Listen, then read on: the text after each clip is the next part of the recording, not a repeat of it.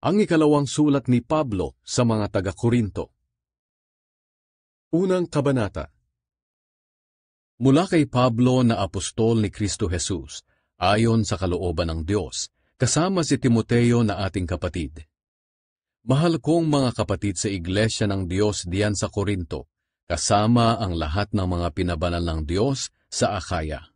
Sumainyo nawa ang biyaya at kapayapaang galing sa Diyos na ating Ama at sa Panginoong Hesukristo. Pasasalamat sa Diyos. Purihin ang Diyos at Ama ng ating Panginoong Hesukristo. Siya'y maawaing Ama at Diyos na laging nagpapalakas ng ating loob.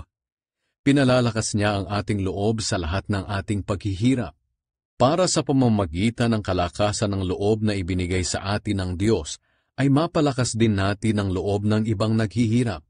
Sapagkat kung gaano karami ang mga paghihirap natin dahil kay Kristo, ganoon din karaming beses niyang pinalalakas ang ating loob. Kung naghihirap man kami, ito'y para mapalakas ang inyong loob, at para kayo'y maligtas. At kung pinalakas man ng Diyos ang aming loob, ito'y para mapalakas din ang loob ninyo. Nang sa ganoon ay makayanan ninyo ang mga paghihirap na tulad ng dinaranas namin. Kaya malaki ang aming pag-asa para sa inyo, dahil alam namin na kung naghihirap kayo tulad namin, palalakasin din ng Diyos ang inyong loob, tulad ng sa amin. Mga kapatid, gusto naming malaman ninyo ang mga paghihirap na dinanas namin sa lalawigan ng Asya. Napakabigat ng mga dinanas namin doon, halos hindi na namin nakayanan, at nawalan na kami ng pag-asang mabuhay pa. Ang akala namin noon ay katapusan na namin. Ngunit nangyari ang lahat ng iyon para matuto kami na huwag magtiwala sa aming sarili, kundi sa Diyos na siyang bumubuhay ng mga patay. Iniligtas niya kami sa malagim na kamatayan, at patuloy niya kaming ililigtas. At umaasa kami na patuloy niyang gagawin ito sa tulong ng inyong mga panalangin. Sa ganoon, marami ang magpapasalamat sa Diyos dahil sa mga pagpapalang tatanggapin namin mula sa Kanya bilang sagot sa mga panalangin ng marami. Nagbago ng plano si Pablo. Isang bagay ang maipagmamalaki namin, namumuhay kaming matuwid at tapat sa harap ng lahat ng tao, lalong-lalo na sa inyo. Nagawa namin ito hindi sa pamamagitan ng karunungan ng mundo, kundi dahil sa biyaya ng Diyos. At pinatutunayan ng aming konsensya na talagang totoo itong aming ipinagmamalaki. Sapagkat wala kaming isinusulat sa inyo na hindi ninyo mabasa o maintindihan. Kahit na hindi nyo pa kami kilalang mabuti, umaasa akong darating ang araw na makikilala nyo kami ng lubusan, para maipagmalaki ninyo kami sa araw ng pagdating ng Panginoong Hesus, at maipagmamalaki rin namin kayo. Dahil sa tiwalang ito, binalak kong bisitahin kayo noong una, para makatanggap kayo ng dobleng pagpapala sa pagbisita ko sa inyo ng 2 beses. Binalak kong dumaan muna sa inyo pagpunta ko sa Macedonia, at sa aking pagbalik mula roon, muli akong dadaan diyan, para matulungan ninyo ako sa aking paglalakbay papuntang Judea. Iyon sana ang plano ko noon, ngunit dahil hindi ito natuloy, masasabi ba ninyong pabago-bago ang aking isip? Katulad din ba ako ng mga taong makamundo na oo ng oo, pero hindi naman pala ang ibig sabihin? Aba hindi. Kung paanong tapat ang Diyos, ganoon din naman kami sa aming mga sinasabi. Kami ni Silas at Timoteo ay nangaral sa inyo tungkol kay Hesukristo na anak ng Diyos. At alam ninyong si Kristo'y tapat sa kanyang mga salita. Talagang tutuparin niya ang kanyang mga pangako. Sapagkat kahit gaano man karami ang pangako ng Diyos, tutuparin niyang lahat ito sa pamamagitan ni Kristo. Kaya nga masasabi natin na tapat ang Diyos, at ito'y nakapagbibigay ng kapurihan sa Kanya. Ang Diyos ang nagpapatibay sa atin, at sa ating pagkikipag-isa kay Kristo. Pinili niya tayo para maglingkod sa Kanya. Tinatakan niya tayo bilang tanda na tayo'y nasa Kanya na. Ginawa niya ito sa pamamagitan ng paglalagay ng kanyang banal na espiritu sa ating mga puso. Ang banal na espiritu ang nagsisilbing garantiya na matatanggap natin ang kanyang mga ipinangako. Saksi ko ang Diyos, na kaya hindi na ako tumuloy diyan sa Korinto ay dahil ayaw kong sumama ang loob ninyo sa akin. Ayaw naming diktahan kayo sa inyong pananampalataya, dahil matatag na kayo riyan. Nais lamang naming magkatulungan tayo para maging masaya kayo. Ikalawang kabanata. Naisip kong huwag na munang pumunta riyan kung makapagdudulot lang naman ng kalungkutan ang pagdalaw ko sa inyo. Kayo lang ang nagpapasaya sa akin. Ngunit kung magiging malungkot kayo ng dahil sa akin, papaano nyo pa ako mapapasaya? Iyan ang dahilan kung bakit sumulat ako sa inyo noon. Ayaw kong sa pagpunta ko riyan ay maging malungkot ang mga taong dapat sana'y magpapaligaya sa akin. At naniniwala ako na ang kaligayahan ko ay kaligayahan din ninyong lahat. Nang sumulat ako noon sa inyo, nabagabag ang aking kalooban. Nalungkot ako't lumuha. Sumulat ako sa inyo hindi dahil sa gusto ko kayong saktan, kundi dahil gusto kong maipakita kung gaano ko kayo kamahal. Patawarin ang nagkasala. Ngayon tungkol naman sa taong nagdulot ng kalungkutan kanino man, hindi lamang ako ang binigyan niya ng kalungkutan. Ayaw kong magmalabis, pero nagbigay din siya ng kalungkutan sa inyong lahat. Pero sapat na ang kaparusahang ibinigay ninyo sa kanya. Kaya patawarin na ninyo siya at patatagin. Dahil baka maging labis ang kanyang hinagpis at tuluyang panghinaan ng loob. Nakikiusap ako na ipakita ninyo sa kanya na mahal nyo pa rin siya. At ito nga ang dahilan ng pagsulat ko sa inyo. Dahil gusto kong malaman kung sinusunod ninyong mabuti ang lahat ng sinasabi ko sa inyo. Kung pinatawad na ninyo ang taong nagkasala, pinatawad ko na rin siya. At kung nagpatawad man ako, saksi si Kristo na ginawa ko iyon alang-alang sa inyo. Nararapat lamang na magpatawad tayo para hindi tayo madaig ni Satanas. Alam naman natin ang mga binabalak niyang masama. Si Pablo sa Troas. Nang dumating ako sa Troas para ipangaral ang magandang balita tungkol kay Kristo, binigyan ako ng Panginoon ng magandang pagkakataon na magawa iyon. Pero hindi ako mapalagay, dahil hindi ko nakita roon ang kapatid nating si Tito. Kaya nagpaalam ako sa mga mananampalataya roon at pumunta sa Macedonia. Tagumpay sa pamamagitan ni Kristo. Salamat sa Diyos dahil lagi siyang nasa unahan natin sa parada ng tagumpay. Ginagawa niya ito dahil tayo ay na kay Kristo. Saan man kami pumunta, ginagamit kami ng Diyos para ipakilala si Kristo sa mga tao. At itong ipinapalaganap namin ay parang halimuyak ng pabango. Para kaming mabangong handog na iniaalay ni Kristo sa Diyos at naaamoy ng mga taong naliligtas at nang napapahamak. Sa mga napapahamak, para kaming nakamamatay na amoy. Ngunit sa mga naliligtas, para kaming halimuyak na nagbibigay buhay. Sino ang may kakayahang gampanan ng gawaing ito? Hindi kami tulad ng marami riyan na ginagawang negosyo ang salita ng Diyos para magkapera. Alam naming nakikita kami ng Diyos. Kaya bilang mga mananampalataya ni Kristo at sugo ng Diyos, tapat naming ipinangangaral ang kanyang salita. Ikatlong kabanata. Baka sabihin ninyong pinupuri na naman namin ang aming mga sarili. Hindi kami katulad ng iba riyan na kailangan ang rekomendasyon para tanggapin ninyo. At pagkatapos, hihingi naman ang rekomendasyon mula sa inyo para tanggapin din sa ibang lugar. Hindi na namin kailangan ito, dahil kayo na mismo ang aming rekomendasyon na nakasulat sa aming puso. Sapagkat ang pamumuhay ninyo ay parang sulat na nakikita at nababasa ng lahat. Malinaw na ang buhay ninyo ay parang isang sulat mula kay Kristo na isinulat sa pamamagitan namin. At hindi tinta ang ginamit sa sulat na ito, kundi ang Espiritu ng Diyos na buhay. At hindi rin ito isinulat sa malapad na mga bato, kundi sa puso ng mga tao. Nasasabi namin ang mga ito dahil sa mga ginagawa ni Kristo sa pamamagitan namin at dahil sa aming pagtitiwala sa Diyos. Kung sa aming sarili lamang, wala kaming sapat na kakayahang gawin ito. Lahat ng aming kakayahan ay mula sa Diyos. Siya ang nagbigay sa amin ng kakayahan para maipahayag namin ang kanyang bagong pamamaraan para mailapit ang mga tao sa kanya. At ang bagong pamamaraan na ito ay hindi ayon sa isinulat na kautusan, kundi sa pamamagitan ng Espiritu. Sapagkat ang kautusan ay nagdudulot ng kamatayan, ngunit ang Espiritu ay nagbibigay buhay. Noong ibinigay ng Diyos kay Moises ang kautusan na nakasulat sa malapad na mga bato, hindi matingnan ng mga Israelita ang mukha ni Moises dahil nasisilaw sila. Ngunit ang ningning na iyon sa kanyang mukha ay unti-unti ring nawala.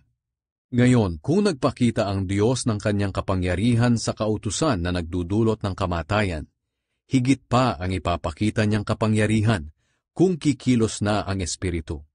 Kung nagpakita ang Diyos ng kapangyarihan niya sa pamamagitan ng kautusan na nagdudulot ng hatol na kamatayan, higit pa ang ipapakita niyang kapangyarihan sa pagpapawalang sala sa mga tao. Ang totoo, baliwala ang kapangyarihan ng kautusan kung ihahambing sa kapangyarihan ng bagong pamamaraan ng Diyos. Kung may kapangyarihang ipinakita ang Diyos sa pamamagitan ng kautusan na lumilipas, higit pa ang kapangyarihang ipinapakita niya sa bagong pamamaraang ito na nananatiling magpakailanman. At dahil sa pag-asa naming ito, malakas ang aming loob na ipahayag ang salita ng Diyos.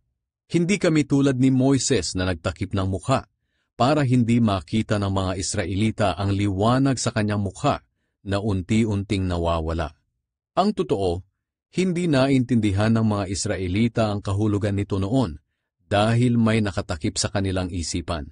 At kahit ngayon, may nakatakip pa rin sa kanilang isipan habang binabasa nila ang dating kasunduan. At maaalis lamang ito kapag ang isang tao'y na kay Kristo. Totoong hanggang ngayon ay may nakatakip sa kanilang isipan habang binabasa nila ang mga isinulat ni Moises. Ngunit kung lalapit ang tao sa Panginoon, maaalis ang takip sa kanyang isipan. Ngayon, ang binabanggit ditong Panginoon ay ang banal na Espiritu. At kung ang Espiritu ng Panginoon ay nasa isang tao, malaya na siya. At dahil naalis na ang takip sa ating isipan, nakikita na natin ang kapangyarihan ng Panginoon.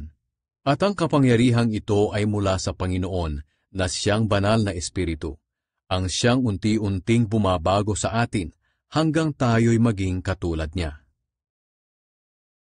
Ika-4 na kabanata. Kayamanan sa palayok. Dahil sa awa ng Diyos, pinili niya kami para ipahayag ang kanyang bagong pamamaraan sa pagpapawalang sala sa mga tao. Kaya naman hindi kami pinanghihinaan ng loob. Tinalikuran namin ang mga kahiya-hiya at patagong gawain. Hindi kami nanlilinlang, at hindi rin namin binabaluktot ang salita ng Diyos. Pawang katotohanan ang ipinangangaral namin. Alam ito ng Diyos, at malinis ang aming konsensya sa harap ng tao. Ngunit kung may mga hindi nakakaintindi sa magandang balita na aming ipinapahayag, ito ay ang mga taong napapahamak. Ayaw nilang maniwala sa magandang balita dahil ang kanilang mga isipan ay binulag ni Satanas na naghahari sa mundong ito. Binulag niya sila para hindi nila maintindihan ang magandang balita tungkol sa kapangyarihan ni Kristo na siyang larawan ng Diyos. Hindi namin ipinangangaral ang aming mga sarili, kundi si Hesukristo na siyang Panginoon. Naglilingkod kami sa inyo dahil kay Jesus, sapagkat ang Diyos na nagsabing, magkaroon ng liwanag sa kadiliman, ang siya ring nagbigay liwanag sa aming mga isipan para maunawaan namin ang kapangyarihan ng Diyos na nahayag kay Hesukristo. Nasa amin ang kayamanang ito, ngunit tulad lang kami ng palayok na pinaglagyan nito, para maipakita na ang hindi maparisang kapangyarihan na nasa amin ay mula sa Diyos at hindi sa amin. Sa aming pangangaral, ginigipit kami sa lahat ng paraan, pero hindi kami nalulupig. Kung minsan kami ay naguguluhan, pero hindi kami nawawalan ng pag-asa. Maraming umuusig sa amin, ngunit hindi kami pinapabayaan ng Diyos. Kung minsay sinasaktan kami, ngunit hindi tuluyang napapatay. Lagi kaming nasa bingit ng kamatayan tulad ng nangyari kay Jesus. para sa pamamagitan ng aming buhay ay makita rin ang buhay ni Jesus. Lagi kaming nasa bingit ng kamatayan dahil sa paglilingkod namin kay Jesus, para sa pamamagitan ng aming katawang may kamatayan, makita ng lahat ang buhay ni Jesus. Maaaring mamatay kami dahil sa aming pangangaral, pero ito naman ang nagdudulot sa inyo ng buhay na walang hanggan.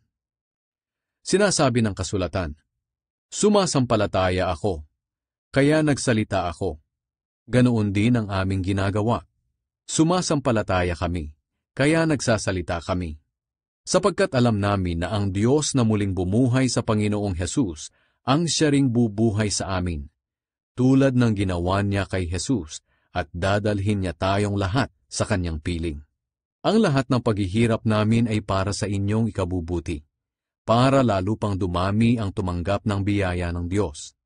At habang dumarami ang tumatanggap ng biyaya ng Diyos, dumarami rin ang nagpapasalamat sa Kanya. At dahil dito ay mapupuri siya. Iyan ang dahilan kung bakit hindi kami pinanghihinaan ng loob.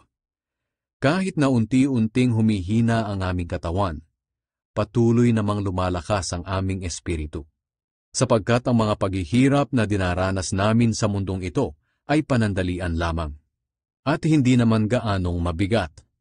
At dahil sa aming mga paghihirap, may inihahandang gantimpala ang Diyos para sa amin na mananatili magpakailanman at hinding-hindi mapapantayan. Kaya hindi namin pinapahalagahan ang mga bagay na nakikita sa mundong ito, kundi ang mga bagay na hindi nakikita. Sapagkat ang mga bagay na nakikita ay panandalian lamang, pero ang mga bagay na hindi nakikita ay walang hanggan. Ikalimang kabanata. Ang bagong katawan. Alam natin na ang ating katawang panlupa ay parang bahay na ating tinutuluyan habang nasa mundo pa tayo, at ito'y masisira. Ngunit alam din natin na may inihandang katawang panlangit ang Diyos para sa atin, na hindi mamamatay kailanman. Ang katawang ito ay ginawa ng Diyos at hindi ng tao. Dumaraing tayo sa ngayon, dahil pinananabikan nating maisuot na ang katawang panlangit. At kapag nangyari ito, hindi matatagpuang hubad ang ating kaluluwa. Habang nandito pa tayo sa ating katawan, dumadaing tayo dahil sa mga paghihirap, hindi dahil sa gusto na nating mamatay, kundi dahil sa gusto na nating magkaroon ng bagong katawan para mapalitan na ang katawang may kamatayan ng katawang walang kamatayan. Ang Diyos na rin ang siyang naghanda sa atin para tanggapin natin ang bagong katawan. At bilang katiyakan, ibinigay niya sa atin ang kanyang banal na espiritu. Kaya panatag ang aming kalooban kahit na alam namin na habang nabubuhay pa tayo sa ating katawan, ay wala pa tayo sa tahanan ng Panginoon. Sapagkat namumuhay tayo sa pananampalataya at hindi ayon sa mga bagay na nakikita. Hindi kami pinanghihinaan ng loob, kahit na mas gusto naming iwanan ang aming katawan at makapiling na ang Panginoon. Kaya naman sinisikap naming malugod ang Diyos sa amin, maging dito man o sa piling na niya, sapagkat haharap tayong lahat kay Kristo para hatulan. Tatanggapin ng bawat isa ang nararapat na kabayaran sa kanyang mga ginawa, mabuti man o masama, nang nabubuhay pa siya sa mundong ito. Nakabalik tayo sa Diyos dahil kay Kristo.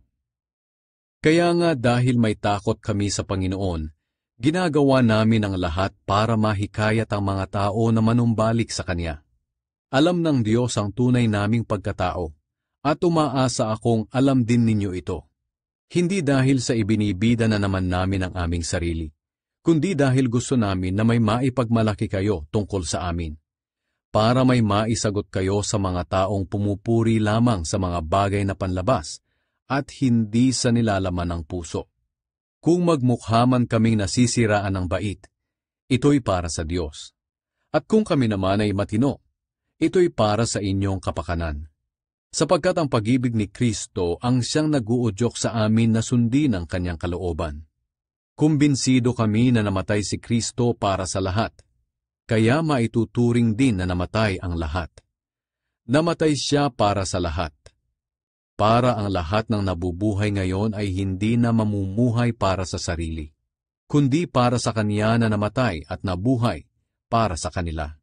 Kaya ngayon, hindi na namin tinitingnan ng mga tao ayon sa batayan ng mga hindi kumikilala sa Diyos.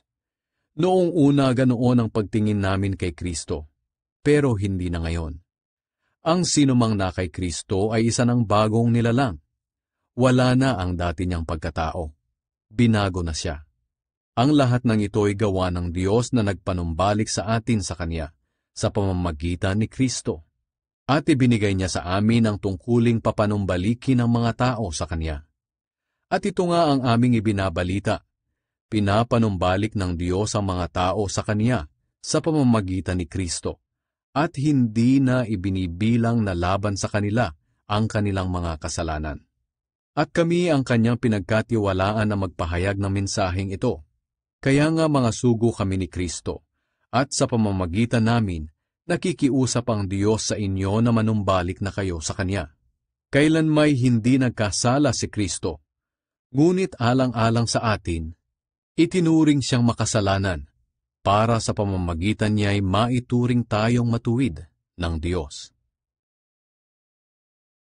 Ika-6 na kabanata. Bilang mga katuwang sa gawain ng Diyos, nakikiusap kami sa inyo na huwag ninyong baliwalain ang biyaya ng Diyos na inyong natanggap, sapagkat sinabi ng Diyos, "Dininig kita sa tamang panahon, at tinulungan kita sa araw ng kaligtasan." Kaya makinig kayo, ngayon na ang tamang panahon, ngayon na ang araw ng kaligtasan. Hindi kami gumagawa ng kahit ano na ikatitisod ng ibang tao, para hindi mapintasan ang paglilingkod namin sa Diyos. Sa lahat ng aming ginagawa, sinisikap naming ipakita na kami ay totoong mga lingkod ng Diyos. Tinitiis namin ang anumang hirap, pasakit at kagipitan. Nakaranas kami ng pambubugbog, pagkakakulong, at panggugulo ng mga tao. Nagsikap kami ng husto, at kung minsan ay wala pang tulog at wala ring pagkain. Pinatunayan namin sa lahat na kami ay mga tunay na lingkod ng Diyos sa pamamagitan ng aming malinis na pamumuhay, kaalaman, pagtitiyaga, kagandahang loob, sa pamamagitan ng patnubay ng banal na Espiritu sa amin, sa tapat na pag-ibig at pananalita, at sa pamamagitan ng kapangyarihan ng Diyos. Ang matuwid naming pamumuhay ang aming sandata na panlaban at pananggalang sa kaaway. Bilang mga lingkod ng Diyos, naranasan naming parangalan at siraan ng kapwa, purihin ng iba at laitin ng iba. Pawang katotohanan ang aming mga sinasabi, ngunit itinuturing kaming mga sinungaling. Kami ay tanyag, ngunit hindi kinikilala. Lagi kaming nasa bingit ng kamatayan, ngunit buhay pa rin hanggang ngayon. Dinidisiplina kami ng Diyos, pero hindi pinapatay. May mga nagpapalungkot sa amin, ngunit lagi pa rin kaming masaya. Mahirap lang kami, ngunit marami kaming pinapayaman. Kung tungkol sa mga bagay dito sa mundo, wala kaming masasabing amin. Ngunit ang totoo, kami ang nagmamay-ari sa lahat ng mga bagay. Mga taga-Korinto, naging tapat kami sa aming pananalita sa inyo dahil mahal na mahal namin kayo. Hindi kami nagkulang sa pagmamahal sa inyo. Kayo ang nagkulang sa pagmamahal sa amin. Nakikiusap ako sa inyo tulad ng isang ama sa kanyang mga anak. Mahalin ninyo ako, tulad ng pagmamahal ko sa inyo. Huwag makikiisa sa mga hindi mananampalataya. Huwag kayong makiisa sa mga hindi mananampalataya, sapagkat hindi maaaring magkaisa ang kabutihan at kasamaan. Gaya ng liwanag at dilim, hindi rin sila maaaring magsama. At kung paanong hindi magkasundo si Kristo at si Satanas, ganoon din naman ang mananampalataya at ang hindi mananampalataya. Hindi maaaring magsama ang mga Diyos-Diyosan at ang Diyos sa iisang templo. At tayo ang templo ng Diyos na buhay. Gaya ng sinabi ng Diyos, "Mananahan ako't mamumuhay sa kanilang piling. Ako'y magiging Diyos nila, at sila'y magiging mga taong sakop ko. Kaya lumayo kayo at humiwalay sa kanila.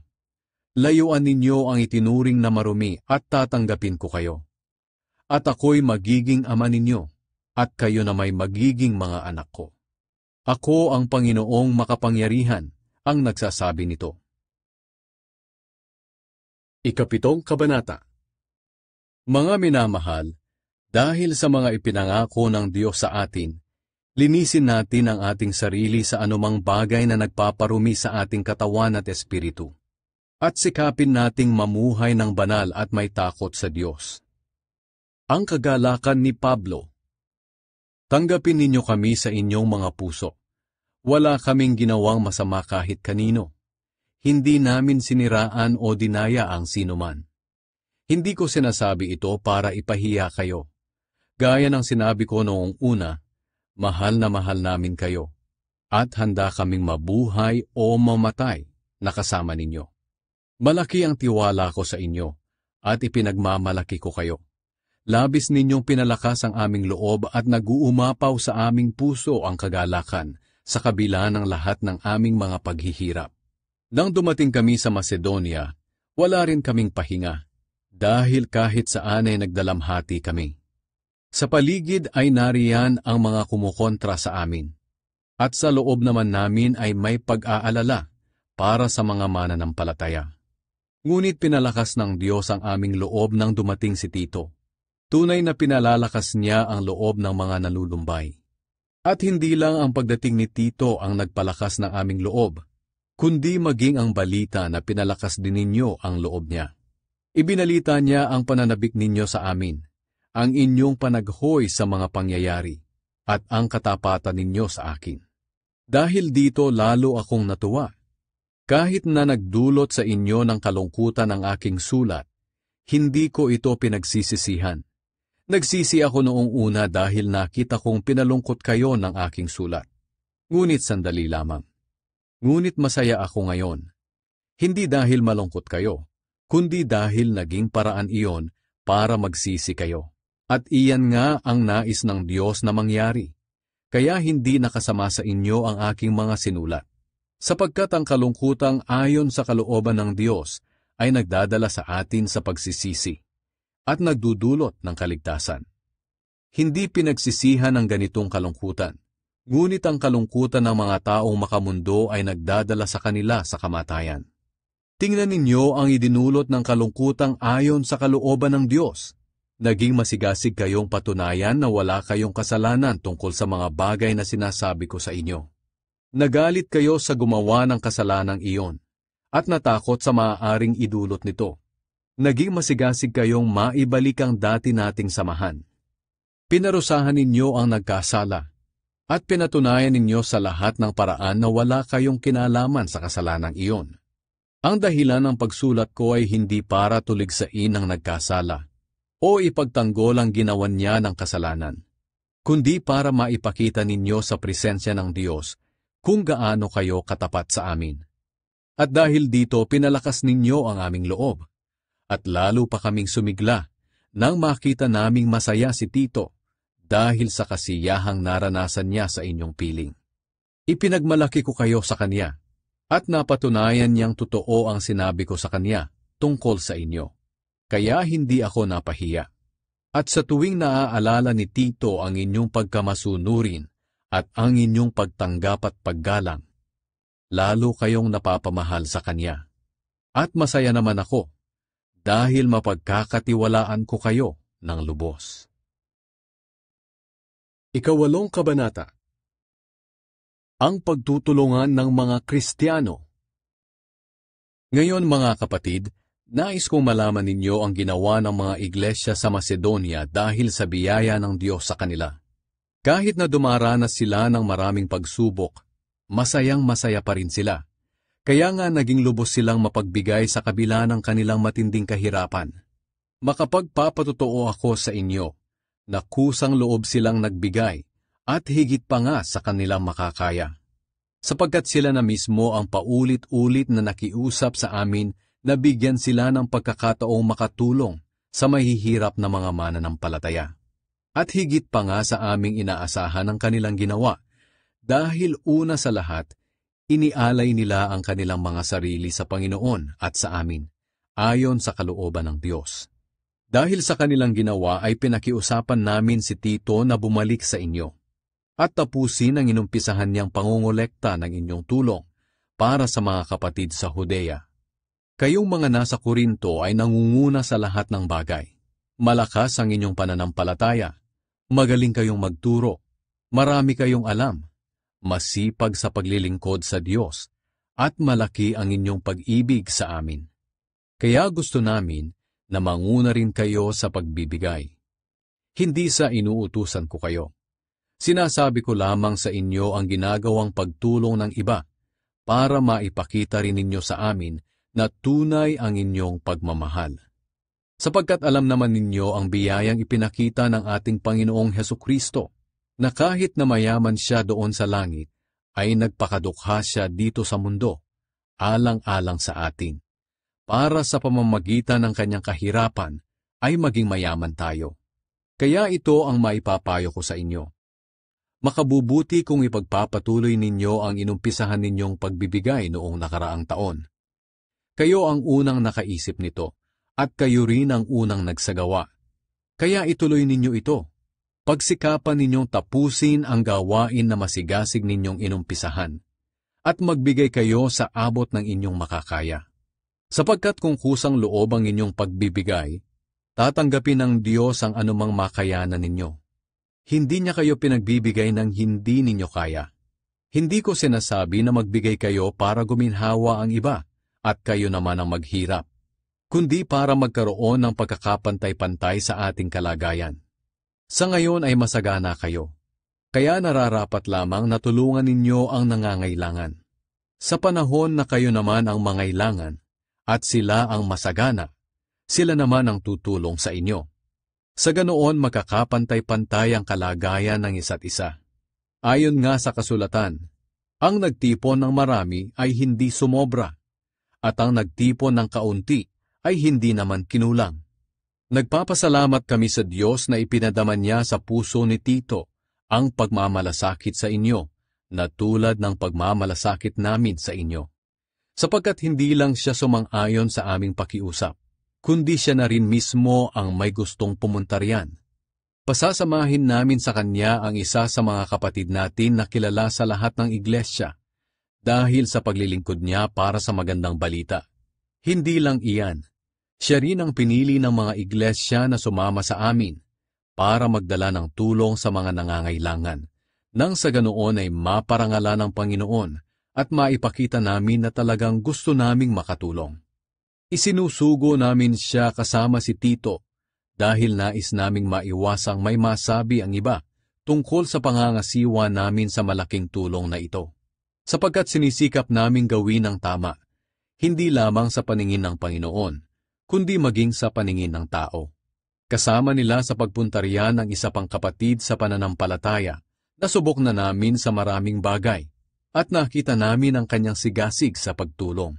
At higit pa nga ang kanyang sigasig ngayon, dahil malaki ang kanyang tiwala sa inyo. Tungkol naman kay Tito, siya ang kasama at katulong ko sa aking mga gawain diyan sa inyo. Tungkol naman sa mga kapatid na kasama niya, sila ang mga kinatawan ng mga iglesia. Ang kanilang pamumuhay ay isang karangalan para kay Kristo. Kaya ipakita ninyo sa kanila ang inyong pagmamahal, para mapatunayan nila na talagang totoo ang pagmamalaki namin sa inyo, at malaman din ito ng ibang iglesia sa pamamagitan nila. Ikasyam na kabanata. Hindi ko na kinakailangang sumulat pa sa inyo tungkol sa pagtulong sa mga pinabanalang Diyos sa Judea, dahil alam ko namang gustong-gusto ninyong tumulong. Ipinagmamalaki ko pa nga ito sa mga taga-Macedonia. Sinasabi ko sa kanila na mula pa noong nakaraang taon, kayong mga taga-Akaya ay handa nang magbigay ng tulong, at ito nga ang nagtulak sa karamihan sa kanila na magbigay din. Kaya nga pinauna ko na riyan sina Tito, para matiyak na handa na kayo sa inyong tulong gaya ng ipinagmalaki ko sa mga taga-Macedonia. Sa ganoon, hindi nila masasabi na walang kwenta ang pagmamalaki namin tungkol sa inyo. Sapagkat kung dumating ako riyan kasama ang ilang mga taga-Macedonia, at makita nilang hindi pa pala kayo handa sa inyong ibibigay gaya ng sinabi ko sa kanila, mapapahiya ako at pati na rin kayo. Kaya nga naisip kong paunahin ang mga kapatid na ito sa akin, para habang hindi pa ako nakakarating, ay malikom na ang inyong mga ipinangakong tulong. At sa ganitong paraan makikita ng mga tao na kusang loob ang inyong pagbibigay, at hindi dahil napilitan lamang. Tandaan ninyo ito, ang naghahasik ng kaunti ay umaani ng kaunti, at ang naghahasik ng marami ay umaani ng marami. Ang bawat isa sa inyo ay magbigay ng ayon sa sariling kapasyahan, nang walang pag-aatubili, at hindi sa pilitan, dahil mahal ng Diyos ang mga nagbibigay ng may kagalakan. At magagawa ng Diyos na ibigay sa inyo ang higit pa sa inyong mga pangangailangan, para sa lahat ng panahon ay maging sapat kayo sa lahat ng bagay. At lagi ninyong matutulungan ang iba. Gaya ng sinasabi sa kasulatan, namigay siya sa mga dukha, kailanman ay hindi makakalimutan ang kanyang mabubuting gawa. Ang Diyos na nagbibigay ng binhi sa magsasaka at tinapay na makakain, ang siya ring magbibigay ng inyong mga pangangailangan, para lalo pa kayong makatulong sa iba. Pasasaganain kayo ng Diyos sa lahat ng bagay, para lagi kayong makatulong sa iba. At marami ang magpapasalamat sa Diyos, dahil sa tulong na ipinapadala ninyo sa kanila sa pamamagitan namin. Dahil sa inyong pagbibigay, hindi lamang ninyo tinutugunan ang pangangailangan ng mga mananampalataya na nasa Judea, kundi magiging dahilan din ito para marami ang magpasalamat sa Diyos. Sapagkat pinatutunayan ninyo sa inyong pagtulong na sinusunod ninyo ang magandang balita tungkol kay Kristo na inyong pinaniniwalaan. At dahil sa pagtulong ninyo sa kanila at sa iba pa, papupurihan nila ang Diyos. Buong puso silang mananalangin para sa inyo, dahil sa dakilang biyaya ng Diyos na ipinamalas niya sa inyo. Pasalamatan natin ang Diyos sa kanyang kaloob na hindi natin kayang ipaliwanag. Ikasampung Kabanata. Ang sagot ni Pablo sa mga kumakalaban sa kanya. Mayroong mga nagsasabi sa inyo na akong si Pablo ay matapang lamang sa sulat, pero maamo kapag harap-harapan. Nakikiusap ako sa inyo ng may kababaang loob tulad ni Kristo, na huwag sana ninyo akong piliting magpakita ng tapang pagdating ko riyan. Sapagkat handa kong harapin ang nagsasabi sa inyo na makamundo raw ang pamumuhay namin. Kahit na namumuhay kami rito sa mundo, hindi kami nakikipaglaban sa mga kumokontra sa katotohanan ng ayon sa pamamaraan ng mundo. Sa halip ang kapangyarihan ng Diyos ang aming armas, iyon ang aming ginagamit na panlaban sa mga maling pangangatuwiran ng mga taong mapagmataas at ayaw maniwala sa mga turo ng Diyos. Sinisira namin ang kanilang maling pangangatuwiran na tulad ng matibay na pader na humahad lang sa kanila na makilala ang Diyos. Kinukumbinsin namin silang sundin ang mga utos ni Kristo. At kung matiyak naming lubos na kayong masunurin, handa na kaming parusahan ang lahat ng suwail. Ang problema sa inyo ay tumitingin lamang kayo sa panlabas na anyo. Isipin nga ninyong mabuti, kung may nagtitiwalang siya'y kay Kristo, dapat niyang isipin na kami man ay kay Kristo rin. Kahit sabihing labis na ang pagmamalaki ko sa kapangyarihang ibinigay ng Panginoon sa akin, hindi ako nahihiya, sapagkat ang kapangyarihang ito ay ginagamit ko sa pagpapalagos sa inyong pananampalataya at hindi sa pagsira nito. Ayaw kong isipin ninyo na tinatakot ko kayo sa aking mga sulat, sapagkat may mga nagsasabi riyan na matapang ako sa aking mga sulat, pero kapag harapan na ay mahina at nagsasalita ng walang kabuluhan. Dapat malaman ng mga taong iyan na kung ano ang sinasabi namin sa aming sulat, ito rin ang gagawin namin kapag dumating na kami riyan.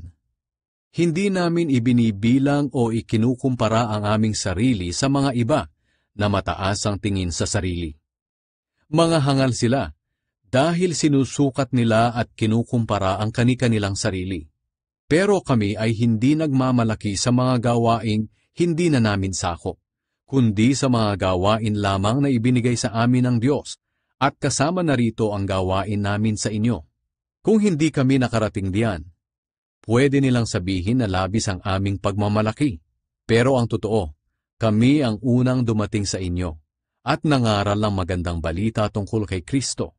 Kaya hindi labis ang aming pagmamalaki. Dahil hindi namin inaangkin at ipinagmamalaki ang pinaghirapan ng iba.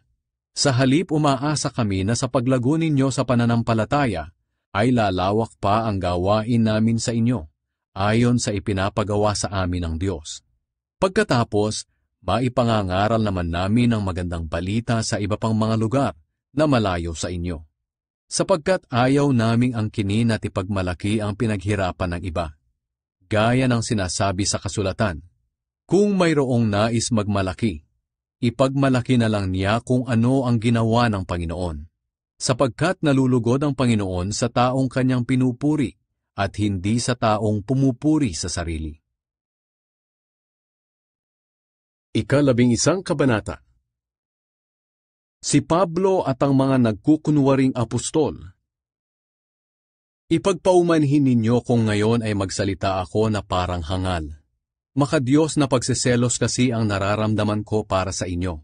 Sapagkat tulad kayo ng isang dalagang birhen na ipinangako kong ipapakasal sa isang lalaki, si Kristo. Pero nag-aalala ako na baka malin lang kayo tulad ni Eva, nanalin lang ng ahas, at mawala ang inyong taus-pusong hangaring sumunod kay Kristo. Sapagkat madali kayong napapaniwala ng kahit sinong dumarating diyan na nangangaral ng ibang Jesus kaysa sa aming ipinangaral sa inyo. At tinatanggap din ninyo ang ibang uri ng espiritu at ang kanilang sinasabing magandang balita na iba kaysa sa inyong tinanggap sa amin. Sa tingin ko, hindi naman ako huli sa mga nagsasabi riyan na magagaling daw sila na mga apostol. Maaaring hindi ako magaling magsalita, pero sapat naman ang karunungan ko sa katotohanan. At iyan ay naipakita namin sa inyo sa lahat ng aming pagtuturo. Hindi ako humingi ng bayad nang ipangaral ko sa inyo ang magandang balita mula sa Diyos, kundi nagtrabaho ako para matulungan ko kayo sa inyong buhay espiritual. Masama ba ang ginawa kong ito? Tumanggap ako ng tulong mula sa ibang iglesia noong ako'y naglilingkod sa inyo. Parang ninakawan ko sila. Matulungan lamang kayo. At noong kinapos ako sa aking mga pangangailangan habang kasama ninyo, hindi ako naging pabigat kanino man sa inyo. Ang ating mga kapatid na dumating mula sa Macedonia ang nagbigay ng aking mga pangangailangan. Iniwasan kong maging pabigat sa inyo, at iyan ang palagi kong gagawin. Hindi ako titigil sa pagmamalaki sa lahat ng lugar sa Akaya, na hindi ako naging pabigat sa inyo. Totoo ang sinasabi kong ito, dahil nasa akin si Kristo. Pero baka isipin ninyo, na kaya hindi ako humihingi ng tulong sa inyo, ay dahil sa hindi ko na kayo mahal. Hindi totoo iyan. Alam ng Diyos na mahal ko kayo. Pero patuloy kong paninindigan ang sinasabi ko ngayon, na hindi ako hihingi ng tulong sa inyo, para hindi masabi ng mga nagpapaka-apostol na sila'y katulad namin kung maglingkod. Sapagkat ang mga taong iyan ay hindi naman mga tunay na apostol, kundi mga manlilinlang, at nagpapanggap lang na mga apostol ni Kristo. At hindi naman iyan nakapagtataka, dahil maging si Satanas ay nagkukunwaring anghel ng Diyos na nagbibigay liwanag. Kaya hindi rin nakapagtataka na ang kanyang mga alagad ay magkunwari ding mga alagad ng katuwiran. Pero darating ang araw na parurusahan sila sa lahat ng kanilang mga ginagawa. Ang mga paghihirap ni Pablo bilang apostol. Inuulit ko, huwag ninyong isipin na isa akong hangal. Pero kung ganyan ang tingin ninyo sa akin, hindi na bale, basta hayaan ninyo akong magmalaki ng kahit kaunti. Kung sa bagay kung ipagmamalaki ko ang aking sarili, hindi ito galing sa Panginoon, at para akong hangal. Pero dahil sa marami riyan ang nagmamalaki tulad ng mga taong makamundo, magmamalaki rin ako. Sinasabi ninyong matatalino kayo, pero hinahayaan lamang ninyong diktahan kayo ng mga hangal. Sa katunayan, hinahayaan lang ninyo na alipinin kayo, agawan ng mga ari-arian, pagsamantalahan, pagmataasan at hamakin. Nakakahiyamang aminin na mahihina kami, Pero hindi namin kayang gawin ang mga iyan. Kung may magmamalaki riyan, magmamalaki rin ako. Kahit na magmukha akong hangal sa sinasabi ko. Ipinagmamalaki ba nilang sila'y mga Hudyo, mga Israelita, at kabilang sa lahi ni Abraham? Ako rin. Sila ba'y mga lingkod ni Kristo? Alam kong para na akong baliw sa sinasabi ko. Pero ako rin ay lingkod ni Kristo. At higit pa nga kaysa sa kanila. Dahil higit akong nagpakahirap kaysa sa kanila. Mas maraming beses akong nakulong, nahagupit, at nalagay sa bingit ng kamatayan. 5 beses akong tumanggap ng 39 na hagupit sa kapwa ko mga Hudyo. 3 beses akong pinaghahampas ng mga sundalong Romano. Minsan na rin akong pinagbabato ng mga Hudyo. 3 beses kong naranasan na lumubog ang sinasakyang barko. At minsay buong araw at gabi akong palutang-lutang sa dagat. Sa aking paglalakbay sa iba't ibang lugar, nalagay ako sa panganib, sa pagtawid sa mga ilog, sa mga tulisan, sa kapwa ko mga Hudyo, sa mga hindi Hudyo, sa mga lungsod, sa mga ilang, sa dagat, at sa mga taong nagpapanggap na mga kapatid kay Kristo. Naranasan ko rin ang sobrang hirap at pagod, at kawalan ng tulog. Naranasan ko ang magutom, mauhaw, kadalas ay walang makain, at naranasan kong ginawin dahil sa kakulangan ng maisusuot.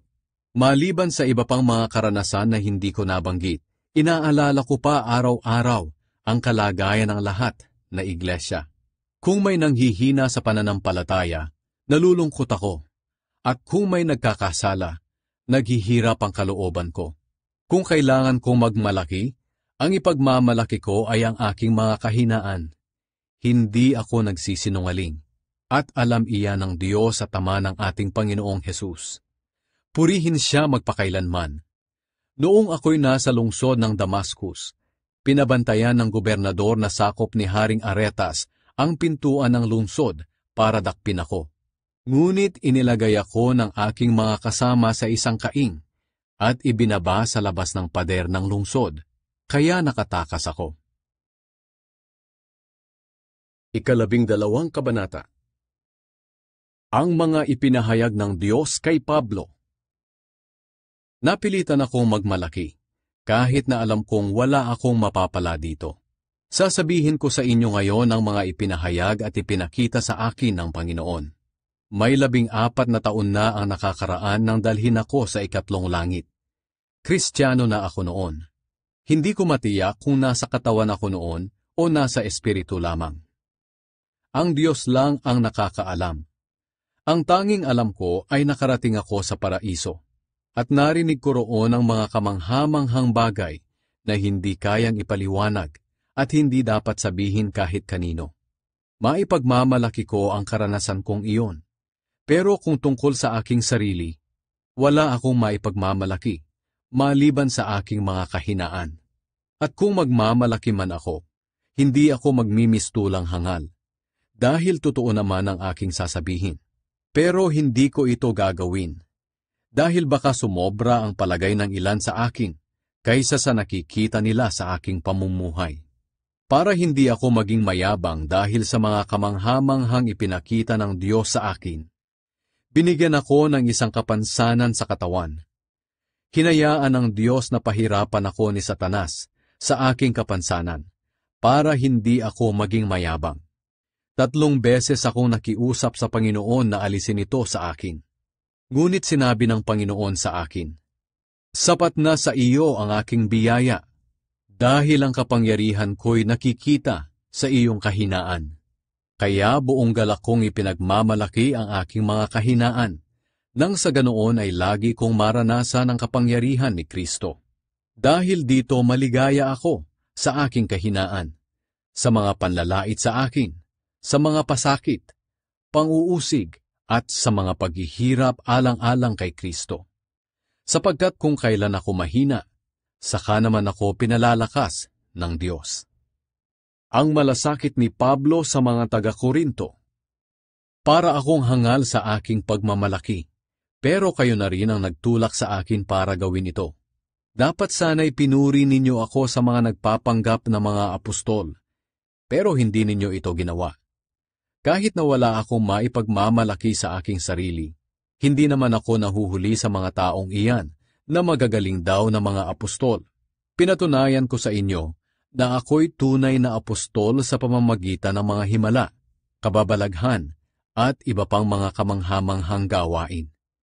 Kung ano ang mga ginawa ko riyan sa inyo, ganoon din ang ginawa ko sa ibang mga iglesia, maliban na lamang sa hindi ko paghingi ng tulong sa inyo. Kung sa inyo'y isa itong pagkakamali, patawarin sana ninyo ako. Handa na ako ngayong dumalaw sa inyo sa ikatlong pagkakataon. At tulad ng dati, hindi ako hihingi ng tulong sa inyo, dahil kayo ang gusto ko at hindi ang inyong ari-arian. Para ko kayong mga anak. Di ba't ang mga magulang ang nag-iipon para sa kanilang mga anak at hindi ang mga anak para sa mga magulang? Ang totoo, ikaliligaya kong gugulin ang lahat at ialay pati ang aking sarili para sa inyo. Ngunit bakit katiting lang ang isinusukli ninyo sa sobra-sobrang pagmamahal ko sa inyo? Sumasang-ayon kayo na hindi nga ako naging pabigat sa inyo, pero may nagsasabi pa rin na nilinlang ko kayo at dinaya sa ibang paraan. Pero paano?